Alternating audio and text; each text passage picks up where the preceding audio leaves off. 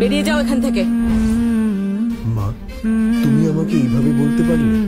রাস্তার কুকুরকে বিশ্বাস করব, কিন্তু কোনোদিন তোমায় করব না।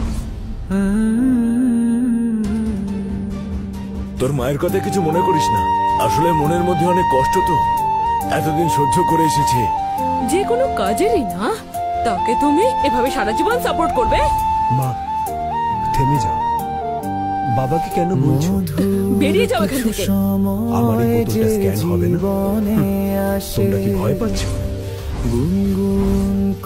এই বোতলটা স্ক্যান করেই দেখা যাক, আর দেখা যাক যে ও কতটা সত্যি বলছে। এটা তো ওর শেষ ইচ্ছেও হতে পারে। বোতলটা স্ক্যান করেই দেখা যাক। স্ক্যান করার কোনো দরকার নেই, দেখেই তো বোঝা যাচ্ছে ওই বটলে কি আর ওয়াইন থাকতে পারে। আমার ছেলে রেবান ওর দাদুর জন্য যে ওয়াইনটা কিনেছে তার দাম আমি প্রমাণ করে দেখাবো। এবার একটা দারুণ কমেডি শো হতে চলেছে, সবাই দেখুন এবার। মনে পড়ে যায় কত স্মৃতি, কত ছবি ভালোবাসায়, ভরে যায় খুশিতে তখন হৃদয়, ভরে যায় খুশিতে তখন হৃদয়। কিছু কিছু কথা আর কিছু পরিচয়, এই মেশিনটা কি হলো? আমি এখন বুঝতে পারছি, এই স্ক্যানারটা শুধুমাত্র 7টা সংখ্যাই দেখাতে পারে। 7 সংখ্যার বেশি হয়ে গেলে এটা নষ্ট হয়ে যায়। তার মানে এই ওয়াইনটার দাম 1 কোটি টাকারও বেশি বলে মনে হচ্ছে। সেই কারণেই এর ডেটা না নিতে পেরে মেশিনটা ক্র্যাশ করে গেছে।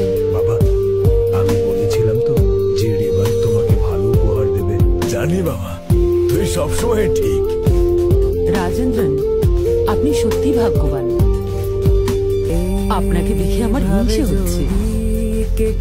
রাঘব, তুমি যা এনেছো আমরা গ্রহণ করব। আমার নাতি সত্যি একটা দামি উপহার পাঠিয়েছে।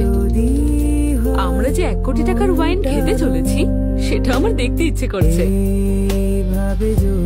এই ওয়াইনটা খুব সাবধানে রাখতে হবে। এই ওয়াইনটার দাম তো মনে হচ্ছে এই বাড়িটার থেকেও বেশি।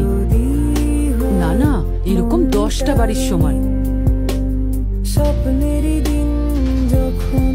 কই, আমাকে দাও দেখি। দাও।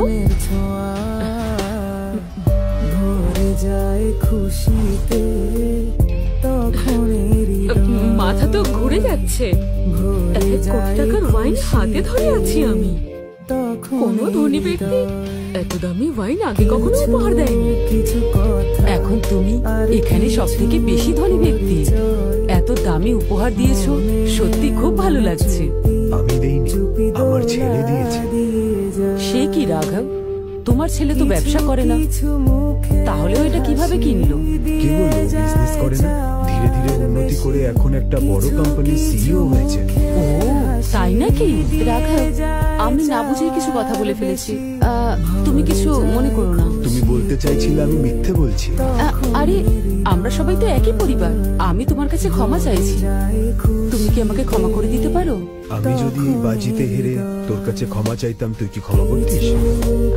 মেঘনা, কিরকম কথা এগুলো? ঠিক করে ক্ষমা চাও।